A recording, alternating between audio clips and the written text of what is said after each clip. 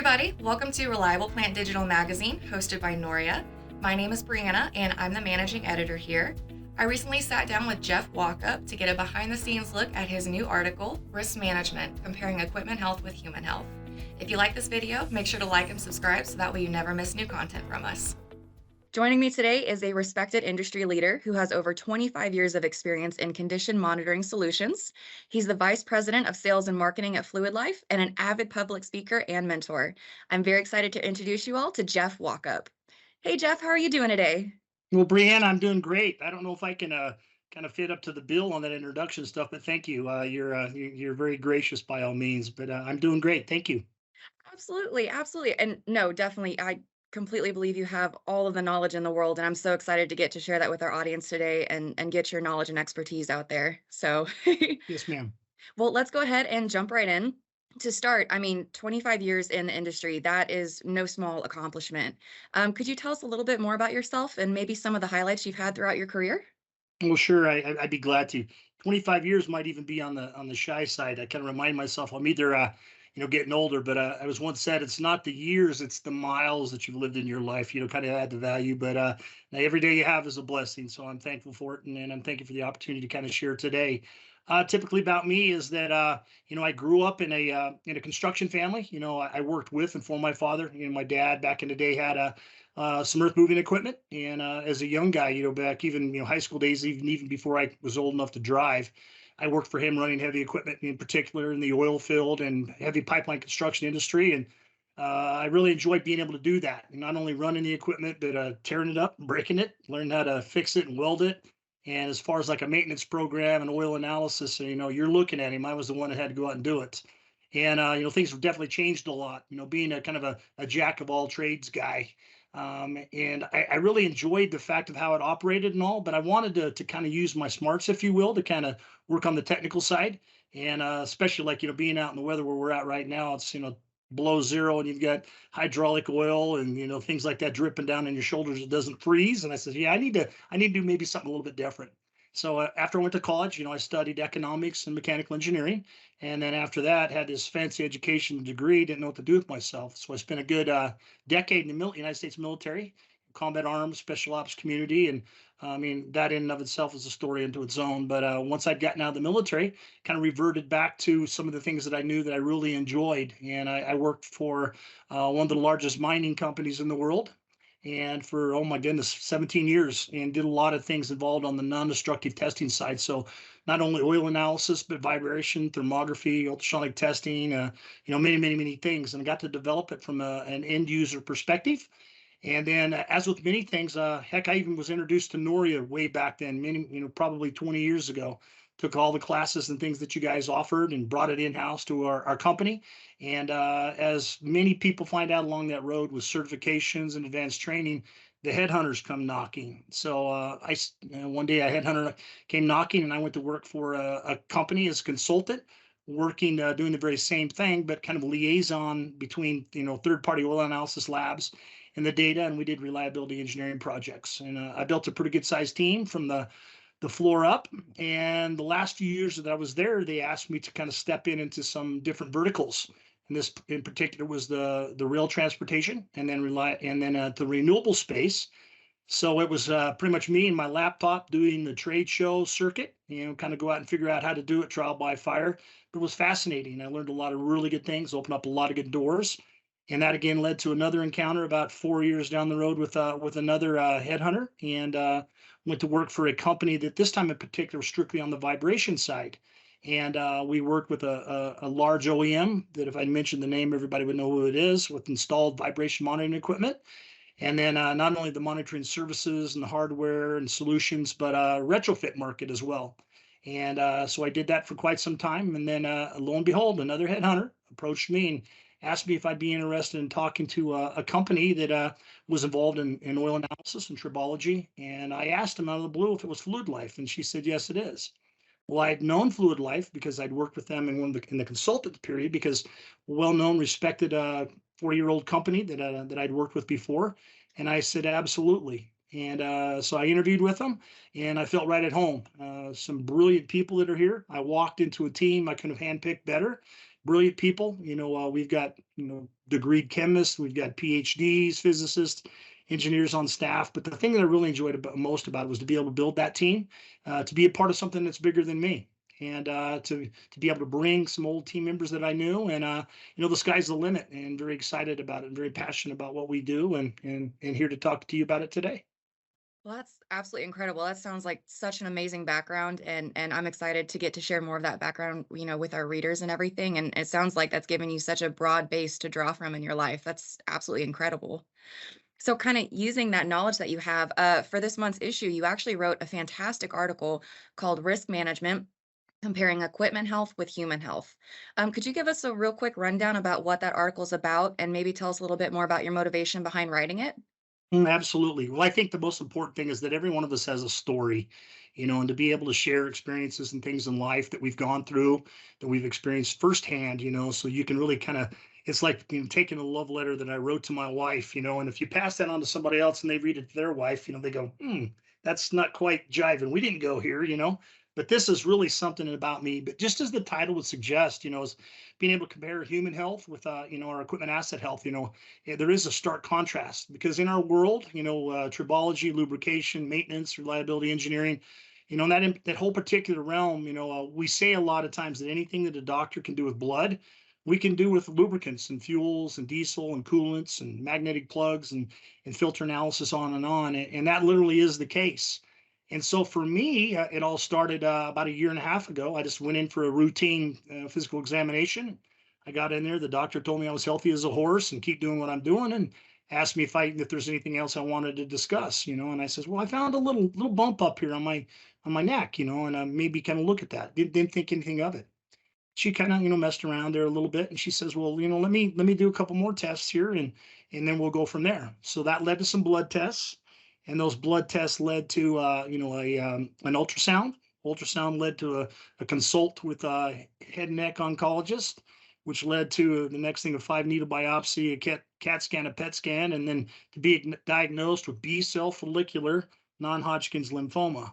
And you pause for a moment and you say, cancer? Nobody wants to hear the words cancer. And I literally, I felt fine, still do to this day.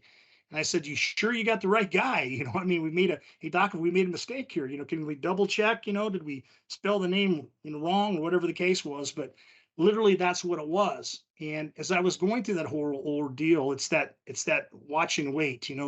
There's that old Tom Petty song for us old rock and rollers. It's called "Waiting is the hardest part."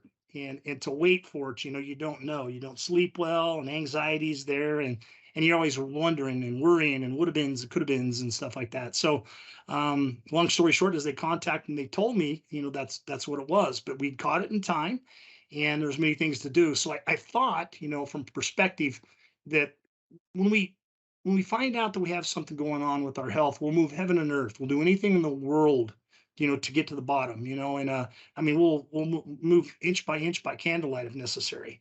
And I thought it started with a blood test, and the blood test led to other triggered tests. And I thought, in contrast, how ironic, that's exactly the way that it is in our world. And a lot of times people don't think of oil analysis being very, sexy or avant-garde, and it's been around a long time. You're well aware of it. So are your readers, going back to like the 40s and 50s, and in the railroad, and then onto the military. But it was a foundational and bedrock. And not only can you determine, the condition of a component, but the condition of the lubricant, that lubricates said component. But I thought of just all the other things that take place in the world of maintenance. When a technician, mechanic, if you will, a millwright, a fitter, whatever you want to call them, they go out and they inspect and they look for leaks, and they'll change oil, they'll take oil samples, they'll do simple things that are foundational but should never be overlooked or underestimated, because they do lead to these additional trigger tests that can be done. In our case, leading on to analytical ferrography or X-ray fluorescence and particle counter and shape classification, and even taking the debris that might be on a magnetic plug or in a filter, and examining it with X-ray fluorescence or analytical ferrography, or in this case, being able to utilize a scanning electron microscope and getting to the bottom of those things to be able to catch it, and have a good prognosis. So I thought, in contrast, what better way to compare the two? My own personal health, when it's personal, to our equipment. And I think there's a good story behind it, especially if we can get out in front of it and prevent catastrophic failure in the extent of our equipment. In my case, hopefully the good Lord's not done with me yet, and I got a lot of years left. Absolutely, absolutely, and thank you for sharing your story. That's an absolutely incredible story, and I think it's a very powerful representation of how we should also look at the health of our equipment in every way possible. And you're right with your oil analysis program. You mentioned that we need to have a sense of urgency with our oil analysis program so that way we can make sure we're making the right call at the right time for the health of our equipment. I mean, how important is an oil analysis to the overall health of the equipment? Is it just something that, we should just do every now and then, or is it something that's very critical to ensuring its lasting health? Exactly. There's a lot of buzzwords that could come off of that come to mind, but I think about simplicity and consistency. Being able to do things that are simple, that become routine, that are sticky, if you will, that maintain that integrity of your organization, so that you don't do it as sometimes, but you do it in all time. That's about building that culture in your organization, just like competitive sports. Winning is an all time thing. It's not a sometimes thing. It's an all time thing. And it takes, I think I've read statistics that say that it takes about 21 times for something to become a habit. So you think about it, people, we're a lot like electricity. We're like water. We like to take the path of least resistance. Nobody wants to be stretched or grown because, pain hurts, but that's where we grow. But just being, understanding the importance of doing foundational, fundamental things first. I think it's very, very important, and being able to take the simplistic things of just oil analysis and to build off of that. It's one of the cheaper, if you will, one of the easier things that you can do. It doesn't cost you an arm and a leg per se, and then you can build off of that, including being able to look at your other ancillary, non-destructive data that would be there. So there's tons of things to do off of it, but just get into a program where you're utilizing it and you're not falling victim to data and that analysis paralysis and information overload. I think those are big things that people get above and beyond. And then people many times want to jump to very advanced things opposed to the foundational things. I think of that saying of Occam's razor. When there are multiple and competing solutions, typically the simplest is the best, and start from there. Simplest is the best. Perfect. That's beautiful, simple advice. And I think it's something we all can take and apply immediately to like our plants and facilities and the way we operate. And speaking of the way that we operate, you mentioned in your article that when we receive an oil analysis, there are essentially three response stages that we can take. Could you tell us a little bit more about like what those responses are and how they either help us or hurt us in our decision making process?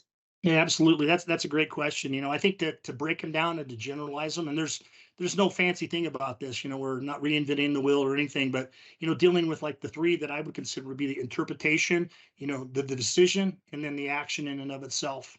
And if I were to break that down, when you think about interpretation, if you're looking at an oil analysis result, you're basically just going to look at the evaluation that you received from your lab, and hopefully you've done your due diligence and you're using a good partner lab, not just a ham and egger, not just a mom and popper, but somebody that's reputable that's been there before, and being able to take those results and to look at them, ask any kind of questions, gain any additional situational knowledge from it, make sure everything clerical is correct, time and date, it's relevant, it's not from months and months ago and last year and things of that nature, that's coming from the right component, has the right lubricants associated attached to it, looking at your historical trends, those types of things, and then being able to take those things and dig down deeper, reaching out even to your lab, through a good customer service experience, and asking them questions and letting them help you. If we look at the decision portion, that really, in simplicity terms, is being able to weigh the options that are before you, decide, what things need to be done, kind of in an order of priority. And then I think, leadership, being able to depend upon that lab partner as leadership. Everything in life does revolve around leadership. Our world is really void of it, and we're looking for people to step forward, to tell us what to do, when to do it, how to do it. How does it affect my bottom line? And leadership is just as simple as influence, being able to influence people to do the right thing for the right reasons at the right time, the right purpose, the right tool, and the right application. And then lastly, the action. The action is extremely important because even if we do nothing, back to my case with the diagnosis that I have, they want to do a watch and wait with me. If I don't have a lot of compelling symptoms, we don't need to to reinvent the wheel. We don't have to break into things, open things up, expose you to different things, put you on chemotherapy drugs that may have a side effect for this and for that, and everything we do does something. So, being able to look at those specific tests, the things that we've done before, and the interpretation of the decision, to monitor, and maybe look at things we might take more samples more often, digging into our work order history, being able to, make sure that we're taking all things into consideration. And again, as I talked about, partnering with a good, solid, reputable lab, somebody that's got, that end user perspective and empathy, that has that domain knowledge. We want to move from diagnostics, just fighting fires and changing parts, to a prognostics, to be able to determine, is this going to happen when, and can past performance and trends and history tell me somewhere down the road that I can future expect this. We want to be able to move forward and to do that, and because that reputation matters, it's really important. And then I think, just in the terms of that oncology team, that's exactly what I demanded from them. And then I thought about that Hippocratic oath that we hear on, if you're a fan of ER or any of these doctor shows or whatever, we always talk about the Hippocratic oath is to do no harm. And literally, as maintenance professionals and partnering with our end users, we want to do things that help them work smarter, not harder, help them save money, help them make the components last, help them, do things that remove redundant systems and repeat activity and multiple software platforms, and, not to shut their equipment down, all these undue breaks of work, because that affects, their ability to produce. And then we just lived through a little thing called COVID that changed everything, supply chain, working remote, on and on. So being able to have people help us, because anything in life we're doing is we're doing well, and nobody's ever gone on a trip by themselves really enjoyed it. It takes other people to get there, and it's the journey.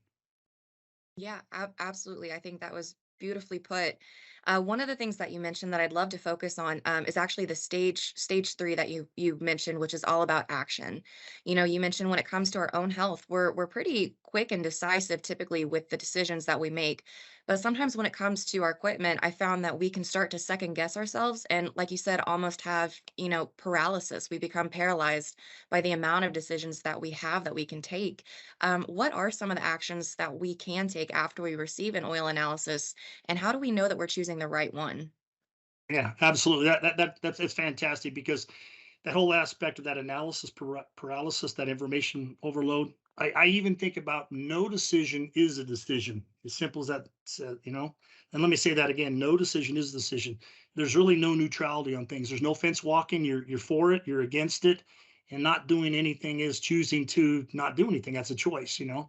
So I think, the first thing we need to do is kind of operate from a position of control and authority, and not the other way around. We're not, an end user doesn't have to be a victim to data and information and all this stuff that's coming at them at breakneck speed. And if we apply it into the context of an actual end user, somebody that's a plant or a mining site or a wind turbine, how about an offshore wind turbine that, you have to fly people in and out on helicopters, or 300 feet up in the air and stuff like that. It's very expensive to get there, and those decisions are very costly, and they're wisely. So we just need to sit down and kind of bring a common sense czar into the equation, if you will, and then start looking at the other things. An oil sample is one of many tools and many things. They're going to be looking at manpower and unionized workforces or non-unionized, and the environments that they operate in. The age of a component, looking at, adding, a top off. Is it burning oil? If it's an engine, for example, is it burning oil up the stack? Is it leaking on the ground? Is it going into the cooling system? Is it transferring into the radiator or hydraulics? There's tons of things to look at, and even the way that it's operated as well. And it's just like, again, going back to some of the military analogies that I've used before, it's military to intelligence. It's a snapshot in a window of time, and you take it before you do a service, and then those results go out to a lab and they come back, and then you do the service. Is that, post-mortem, past-mortem, is it a lead indicator? Is it a lag indicator?